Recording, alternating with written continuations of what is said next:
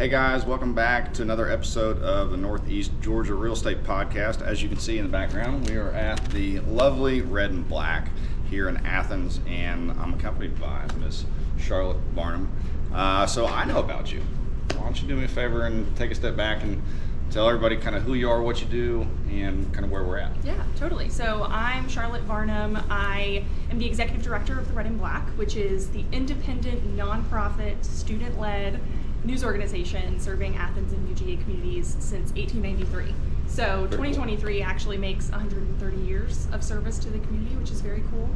And I'm a journalist by trade. I went to school for journalism, school for political science, got my master's in journalism, and most of my background is in political science and business reporting, as well as audio storytelling and podcasting. So that's what I did as a professional journalist before returning to the Red and Black. I worked here whenever I was in college and have a great fondness for the organization. So when the opportunity came up to come back and work here as a professional staff member, I was super excited. Very cool. It sounds like you might actually need to be interviewing me. It feels weird to be in the seated part of the interview. So yeah, this is weird. So I think it's important to kind of highlight that the Red and Black here is independent from the university. So you guys don't get any funding or anything. It's strictly on advertising and donations. Is that right? That's exactly right. And it hasn't always been that way. We were a part of the university and considered the university's student newspaper until 1980. We went all the way up to the governor to pitch for our independence in 1980. I say we, I wasn't a part of that squad, but the organization was, and ever since then we've been kind of on our own. When newspapers were doing really, really well in the late 90s, they stowed away smartly a ton of money for the organization and were able to fundraise to build this amazing building for us. And in the last 20 years, we've just seen, as is the case for a lot of local newsrooms, a significant decline in advertising revenue, especially in print and still in digital as well. And so as a nonprofit, we're relying more heavily on donations and fundraising to keep us afloat.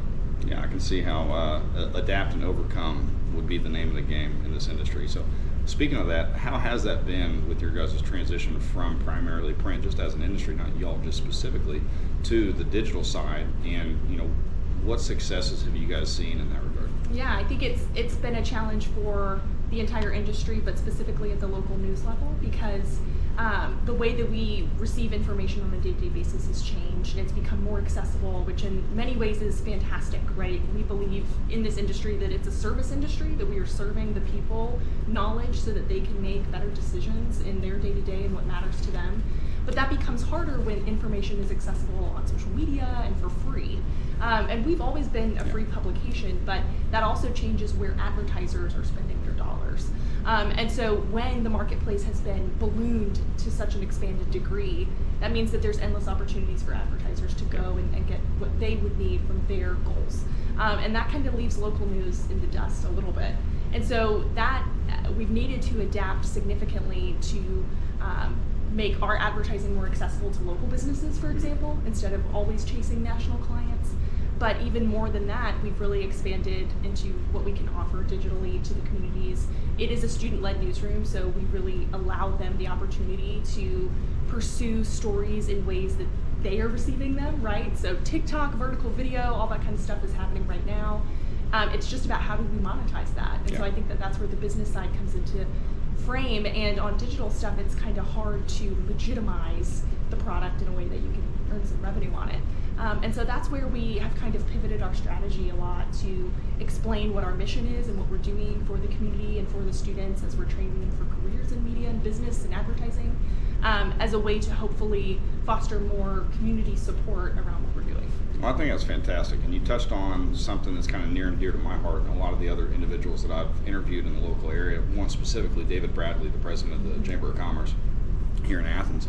Workforce development is one of the huge buzzwords that's really everybody's kind of forefront and focus right now. And so with what you said, where you guys are basically bringing in a lot of the student body for anybody that is in the journalism trade or has the desire to learn it, and you're basically giving them the opportunity, but then also on the back end after they get out of school, just like you came back and you were able to kind of serve after you went off and did some pretty exciting things in your career. So what else are you guys involved with from a community standpoint whether it's like just Athens or locally. Mm-hmm. Yeah, we really believe that community service is a key part of what we're doing here, and I think that goes back to our nonprofit history. Mm-hmm. We really believe strongly in getting out in the community, and as a student body, making sure that they understand that they are also members of the community that they're covering. And so that means showing up for people, that means being present, and that also means volunteering and helping out in any way that you can. So every semester we have service community projects that we do to kind of facilitate great relationships with other fellow nonprofits in the community. And then we also, through all the services that we are offering, offer ways in which we can make those offerings more accessible to people in our community. But regardless of all of that, our real mission is to show our students that are coming through our programs, of which can be anywhere from 50 to 60 paid students a semester and up to 200 volunteer students a semester.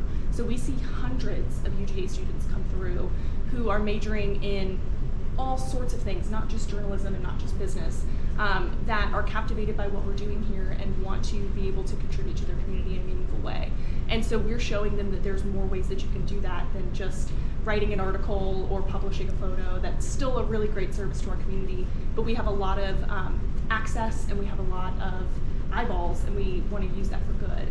And so we're showing by doing in that way. And journalism and advertising and business are the types of industries that you really learn by doing. Yeah. You need to get out of the classroom, but that also creates a level of investment in the community.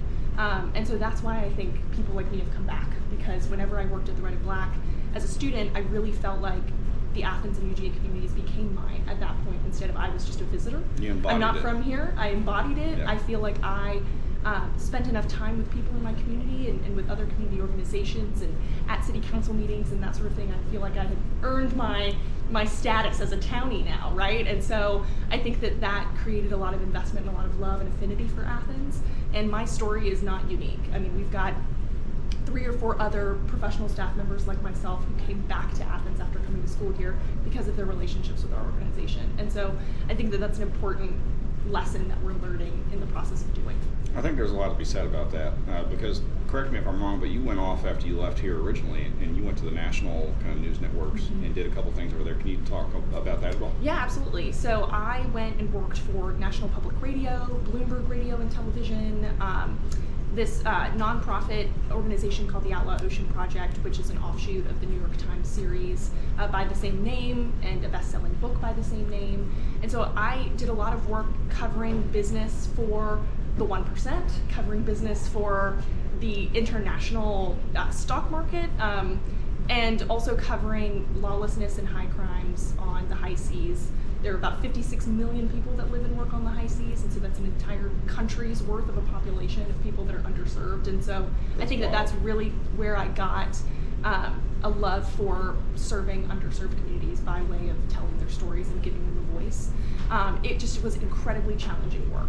And so I, to put it frankly, got really burnt out pretty quickly doing that type of work, and really wanted to return and invest back in the community that I really loved and found a feeling of home in that I was chasing and hadn't felt in a while.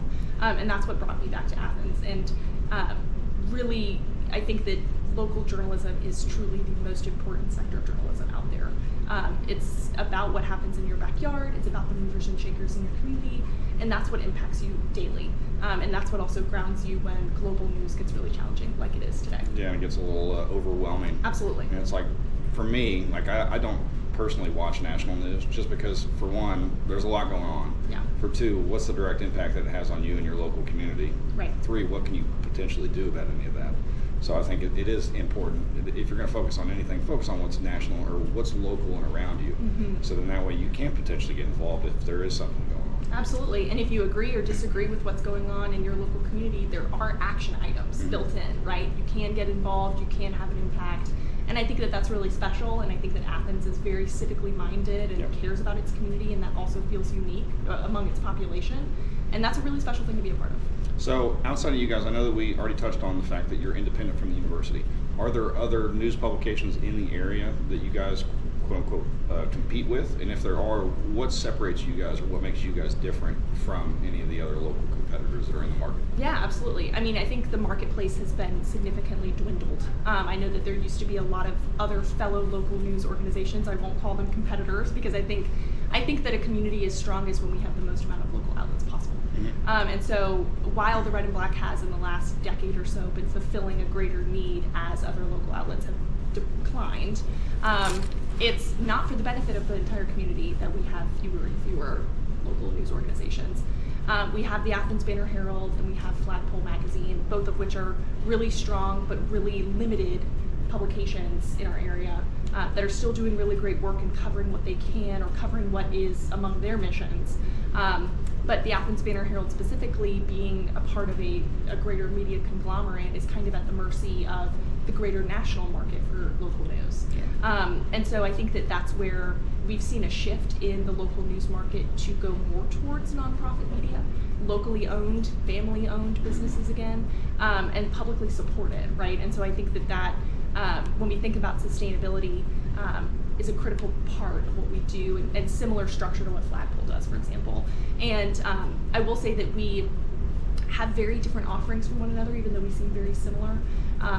But the Red and Black, I think, continues to be the most consistent, free, 24/7 news outlet in our area.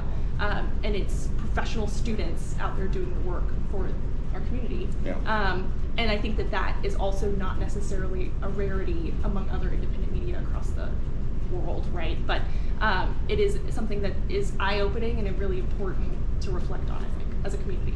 No, I think that's very cool, especially as you start to have people kind of in all phases of their career in their life, like whether they're students or like return from you after having a lot of experience out in the world and doing other stuff, and then still a part of the big team kind of moving that ball forward. Right. So what would you say some of the successes have been with, maybe it's your own independent journey with being the Red and Black, or just maybe the Red and Black as a whole kind of going forward? Yeah, I think some of the biggest successes that we've seen as an organization in terms of strategy have been our emphasis on inclusion and equity from top to bottom. I mean, how we get students in the door to be able to train them, all the way to who are we reaching and why, has been called into question in the last few years of our organization. And we've seen a lot of that translate into reworking our internal processes, expanding our recruitment efforts, and then also getting grant funding to be able to supply journalism in different languages, for example. So we have a sustained and consistent Spanish language offering on digital and in newsprint every single week. That's awesome. Where we are translating the news of our community into Spanish to support the Spanish language community in Athens. And so a lot of it has been getting in touch with our community to see what needs serving and what could we do to help fill those gaps. And so I think that we've seen a lot of fantastic change in the last few years in that regard. And then I think too, going back to just our financial strategy. I mean, the Red and Black has been operating at a deficit for the last 10, 15 years. And at the rate that we're going, of course, we'll burn through our nice little kitty, and we really need to rethink getting back in the black, if you will. Right. And so for us, we're really trying to pivot our strategies to diversify our revenue streams and encourage people to understand that transparency on our part, that we're here, but without your help, we won't be here for another 130 years. Yep. And we need to be flexible and malleable. So with that being said, that you guys were operating in the red for a significant period of time, with this platform, I do have a pretty extensive reach. So is there anything that you guys are looking for, whether it's new potential student journalists or new donors, and what does that look like for you guys? Yeah, absolutely. I think we are absolutely looking for more community partnership opportunities. We've been very lucky to be supported by businesses in our community who believe in what we're doing. We're certainly looking for more opportunities to have a mutual exchange between local businesses. We have a lot of reach. We have a lot of eyeballs. So how can we work together where you're supporting our mission and we're supporting you right back by giving you a platform? We're looking for more opportunities like that. We also actually right now, as of when we're recording this podcast, are in a 2-month triple matching donation period where we've been accepted to receive 2 buckets of national funds. So any individual that donates to our organization between now and the end of 2023, their donation is automatically tripled.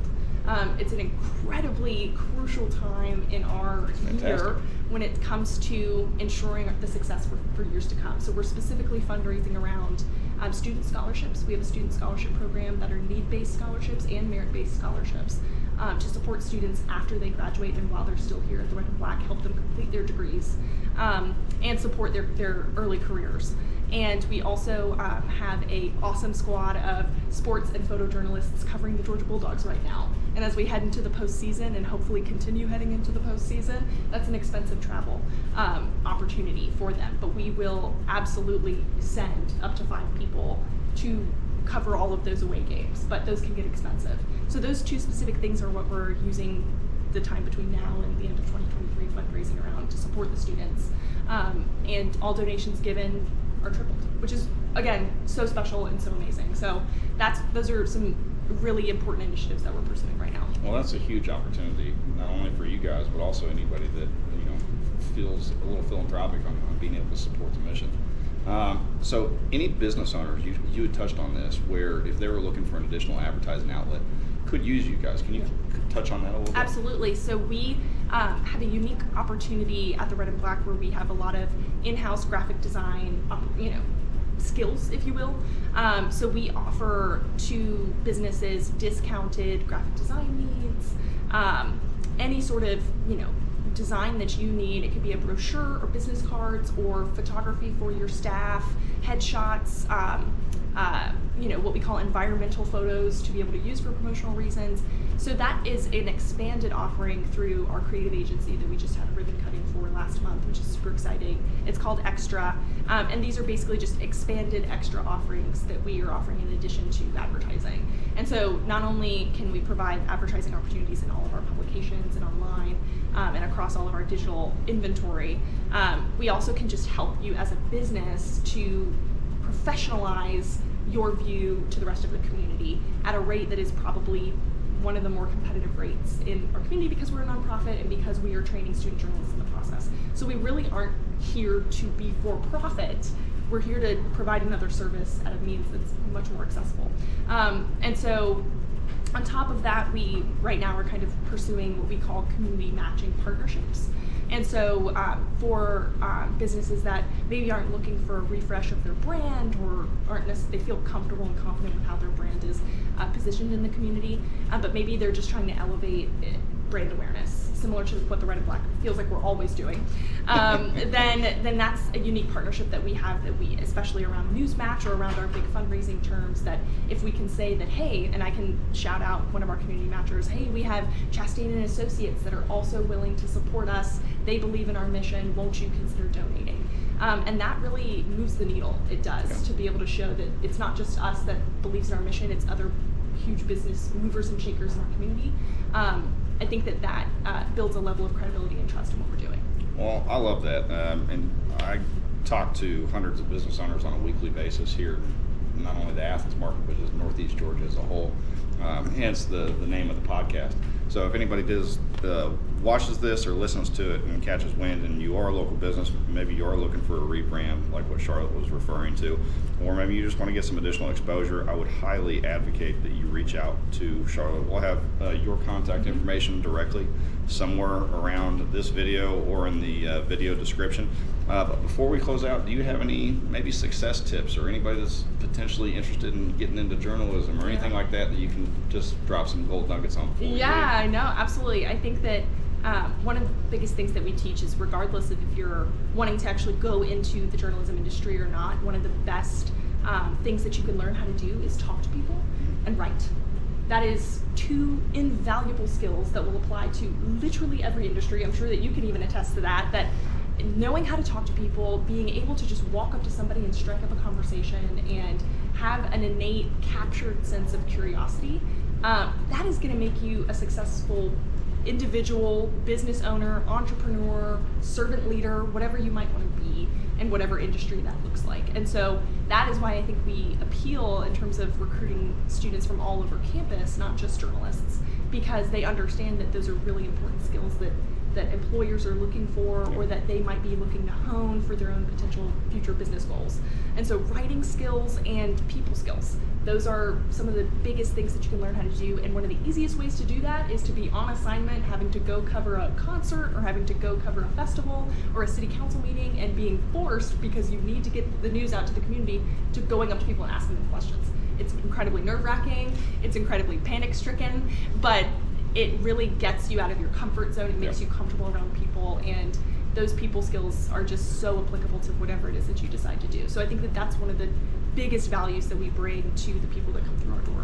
Well, I love that, and I teach my team on a regular basis from a sales perspective. You have to fail your way forward as fast as possible. So if you're deathly terrified of it, go do it as fast as you possibly can. And get it over with. Because when you get on the backside of having 1,000 or 10,000 conversations, you're going to be night and day difference. Absolutely. As far as your skill. Get those reps in. I mean, I think that that's the best thing that you can do. And when you're in college or when you're in your early career, that is honestly the best time to do a lot of them, because then when it matters, right, or when it's really more the higher stakes or what have you, or you're trying to make bigger moves, you already have that confidence solidified. So, well, it's been an absolute pleasure. I appreciate you. Make sure to check out the Red and Black here in Athens, Georgia, and Charlotte Varnum. She's the executive director here. Like I said, her contact information is going to be somewhere around this video. So we appreciate you guys tuning in. If you have any questions, looking for some advertising, looking to get into maybe some donations, definitely check them out. But we'll see you guys on the next video. Thanks. Thanks. As we wrap up another episode of Northeast Georgia Real Estate Podcast, I want to extend a huge thank you to our remarkable guest, Charlotte Varnum. She was an absolute delight to sit with and learn about her experience and all of the contributions that they make to the local Athens area. Now, to all you property owners out there, whether you're considered buying, selling, leasing, commercial, or residential real estate in the greater Atlanta, Northeast Georgia area, or even western upstate portion of South Carolina, remember that we are here to support you. Our dedicated team is ready to guide you through every step of your real estate journey. And our team is an absolute powerhouse, featuring specialized commercial agents who excel in leasing and sales across diverse categories, including office, retail space, industrial properties, and multifamily residences.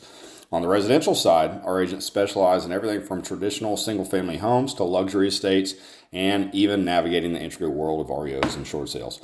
And here is something exciting for all you licensed agents across the Southeast, covering South Carolina, Georgia, and Florida. If you are seeking a supportive community of real estate professionals who can act as your mentors, advisors, coaches, and friends, please look no further.